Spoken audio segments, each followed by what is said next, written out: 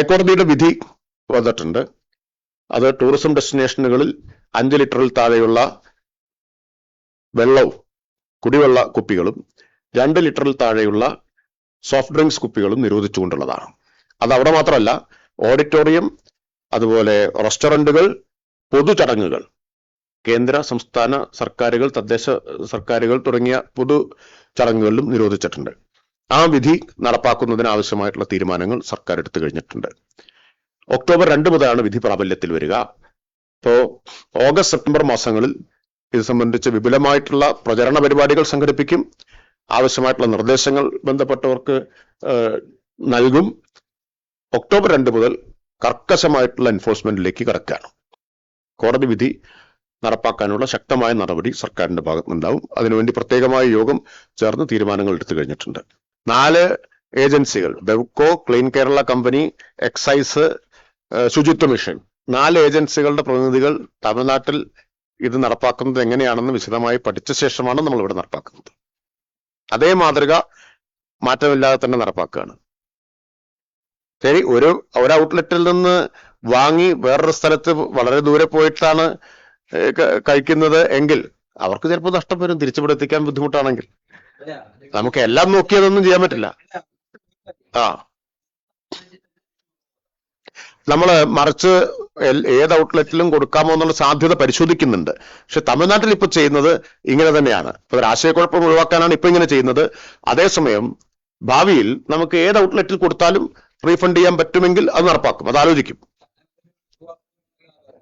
നോക്കാം, ആശങ്കപ്പെടേണ്ട, നമുക്ക് പരിഹാരം ഉണ്ടാക്കാം.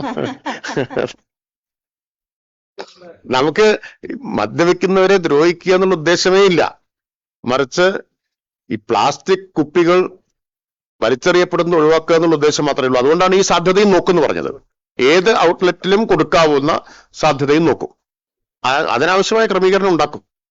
ഇത് നടപ്പാക്കാൻ തീരുമാനിച്ചാൽ പിന്നെ അതിന് ക്രമീകരണം ഉണ്ടാവണമല്ലോ, അതുണ്ടാക്കും. അത് എത്ര കുപ്പിയും കൊണ്ടുവരാം. അത് കുടിക്കുന്നവർക്ക് മാത്രമേ കൊണ്ടുവരാവുന്നില്ല, ആർക്കും കൊണ്ടുവരാം. കാരണം ഈ സ്റ്റിക്കർ വേണം അതിനകത്ത്.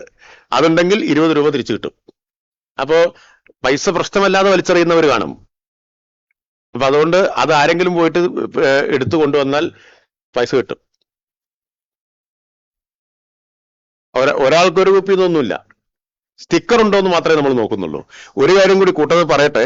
ഇവിടെ ചോദിച്ചല്ലോ ഈ ക്യൂവിന്റെ കാര്യം. ക്യൂ ആളുകളുടെ ബുദ്ധിമുട്ടൊക്കെ പരിഹരിക്കാൻ വേണ്ടിയിട്ട് ബെവ്കോ എല്ലാ ജില്ലകളിലും ഒരു സൂപ്പർ പ്രീമിയം ഔട്ട്ലെറ്റ് ആരംഭിക്കണം എന്ന് തീരുമാനിച്ചിരുന്നു. ആദ്യത്തേത് ഓഗസ്റ്റ് 5 തൃശ്ശൂരിൽ ആരംഭിക്കുകയാണ്. ഇവിടെ എന്റെ പ്രസന്റേഷൻ ചിത്രമൊന്നും കാണിക്കാനുള്ള സൗകര്യം ഉണ്ടായിരുന്നില്ല. വലിയ സംവിധാനം എന്ന നിലയിലാണ് നമ്മൾ ഉദ്ദേശിക്കുന്നത്. 4000 സ്ക്വയർ ഫീറ്റുള്ള പ്രീമിയം സൂപ്പർ പ്രീമിയം ഔട്ട്ലെറ്റ് തൃശ്ശൂരിൽ ആരംഭിക്കുകയാണ്. 4 എണ്ണം ഉടൻ ആരംഭിക്കും. CMD ഇപ്പൊ ഉടൻ നമുക്ക് 4 എണ്ണം കൂടി ആരംഭിക്കാൻ പറ്റും. എല്ലാ ജില്ലകളിലും 1 എന്നാണ് ഉദ്ദേശിക്കുന്നത്.